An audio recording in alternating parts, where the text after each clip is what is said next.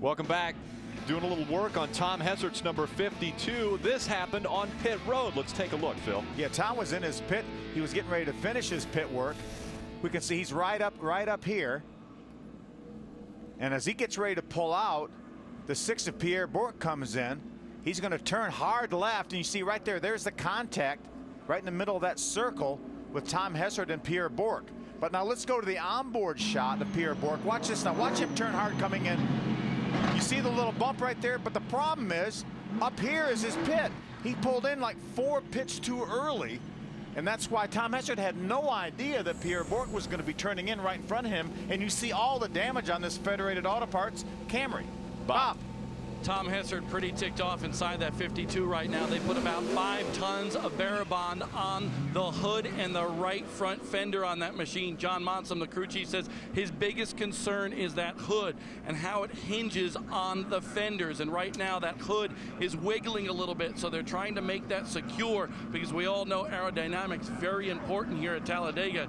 Tom Hessert not a happy camper inside that race car.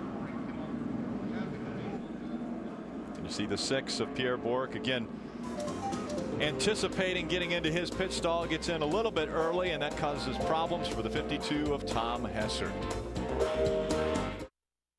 Coverage of the ARCA Racing Series on Speed is brought to you by Ansel. For over 100 years, the world-leading hand protector. A beautiful day today at Talladega Superspeedway. We're just over 16 hours when this race was supposed to start. Thunderstorms and tornado warnings went through the area, and we see damage to the front of that race car, Bob. Right now Tom Hessert down on pit road again. He went out after all that tape went on the right front fender, and he felt like the fender was rubbing against that right front tire. So right now they're looking at that race car trying to figure things out, but hopefully get that fender off that tire, guys. You see all the X-Flex tape they put on that car, but again, you see how the oil from Kyle Fowler's blown engine, and so it's very difficult for that anything to stick to that oil. So I'm sure they had to wipe that thing off, but it looks like it's already even peeling back a little bit in the very nose of that car. That incident occurred when Pierre Bourque was coming onto pit road, so that was where that damage happened to the front end of that race car. Ty Dillon out in front of this field, stayed on the racetrack under this most recent caution. Brandon McReynolds also stayed on the track right behind him. There's Brandon right there in the Wolfpack Reynolds Chevrolet for Turner Motorsports. Tim George Jr. The Applebee's Chevrolet for Richard Childress Racing, right now running 3rd. 27th was his finish at Daytona earlier this year, hoping to improve on that. The guy who can't improve on his finish earlier this year is Bobby Gerhart. He won that first race. There's Matt Merrill, the 32 car right behind him. That's the Wintron Motorsports car. That's Matt had a great 3rd place run at Daytona starting out this year. Right behind him, Joey Coulter in the number 16. Joey was 21st earlier this year at Daytona. Mocaduno right behind Joey Coulter in 7th. Hal Martin, Chris Buescher, and Mary-Eve Defoe round out our top 10. Green flag back in the air. Ty Dillon wastes no time jumping right to the bottom of the racetrack. Everyone's fighting for the bottom of the racetrack. See that fluorescent yellow of Frank Kimmel back in the pack a ways. 3 wide just in front of him. Kimmel has won at this racetrack. Bobby Gerhart has won at this racetrack, and Dakota Armstrong are the 3 that are entered in this race that have been to victory lane before. The other 36 all searching for a win here at this track. There's Sean Corr, the 82 on the outside. Frank Kimmel, the 44 right behind him. I think Brian Rose, the 19, stuck in the middle. Saw Chad Hockenbraugh, the 58 back there as well. Here's Pierre Bourque. Remember, he had the damage from that collision with Tom Hessert on pit road. I love listening to the engine when you're at a racetrack like Talladega. Very rarely will even change almost 100 RPM. They keep it wide open all the way around. All the way around. Sometimes if you're in a good draft, you have to back off a little bit to keep, when you get a little bit of a pull, but and sometimes you'll just touch the brake instead of backing off the throttle. The other thing that I'm noticing early in this race is we've completed 34 laps. we haven't seen really any bump drafting up to this point. Yeah, just not a lot of bumpers matching up right now. Yeah, they really don't match up, and these cars again aren't is prone to that working as well as it does in the Cup Series and as the Nationwide Series also. So Milka Duno take a look to the outside. Let's see if she's going to make a move, and will anyone go with her?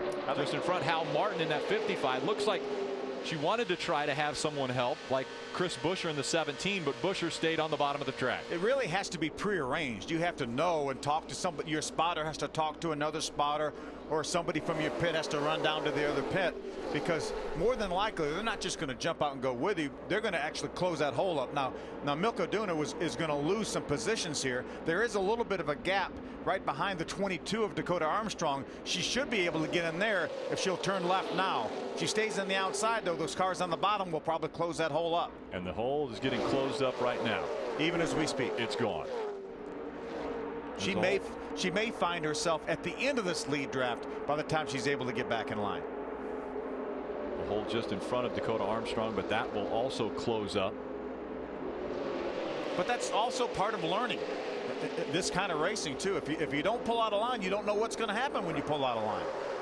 And we still have a lot of this race to go. We still have 57 laps left in this race, so she has plenty of time to make her way back to the front. But she is going to end up at the back of this lead lap pack. Saw one of the windshield tear-offs flying around the racetrack. That's one thing you don't want to pick up on the front of your race car.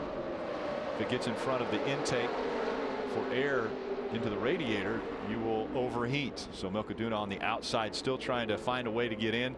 Chad McCumbee in the 1, Grant Enfinger in the 36. Now Grant Enfinger driving that 36, that's the Allgaier car, and Justin Allgaier has won at this racetrack before. I saw Justin down in the garage area, kind of overlooking what was going on with this 36 car during practice.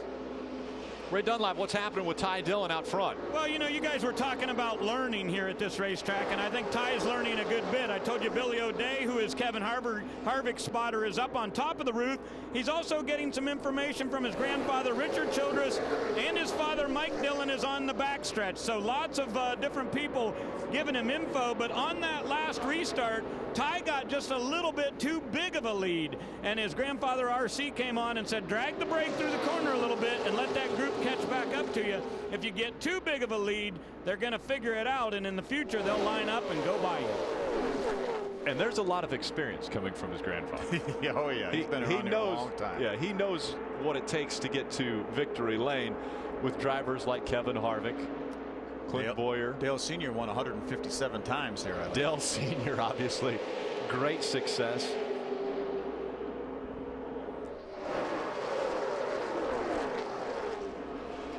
Scott Lagasse right now in the 25 car is running 10th, and he's the first car that pitted on lap 29 or later. All the cars right now running up in the top 7 positions pitted back on lap number 17. Then Chris Buescher's running 8th. He pitted on lap number 20. Mary-Eve Defoe, who started all the way back at the back because of the penalty qualifying, basically was disqualified, is now up into the top 10 in the 9th position. There's Mary-Eve right there in the 12 car. Currently running 9th. Talked to her a little bit in the garage area. She said they are for sure going to run the entire schedule this year, so that's great news for the series.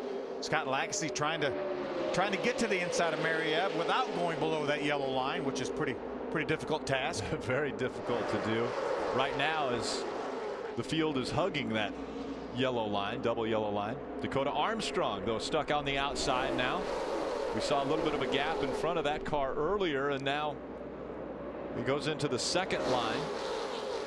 A couple cars looking to tack on behind Dakota Armstrong, but it's the inside line that keeps chugging along. Ty Dillon, Brandon McReynolds out in front of the field here at Talladega.